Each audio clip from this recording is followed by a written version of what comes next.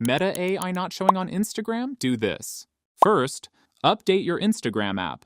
Open the App Store for iPhone or Play Store for Android. In the search bar, type Instagram.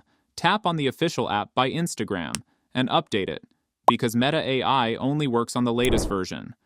Second, reinstall Instagram. Tap and hold the Instagram app icon. Select Remove App. Tap Delete App to uninstall. Now, go back to the App Store or Play Store. Search for Instagram. Install the app.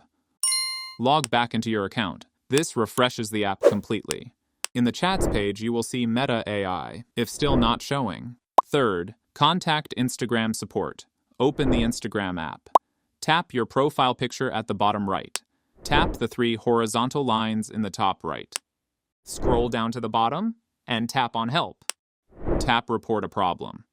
Choose a report problem without shaking. Tap Include and Continue. Type something like, Meta AI feature is not available on my account. Please enable it. Submit the report.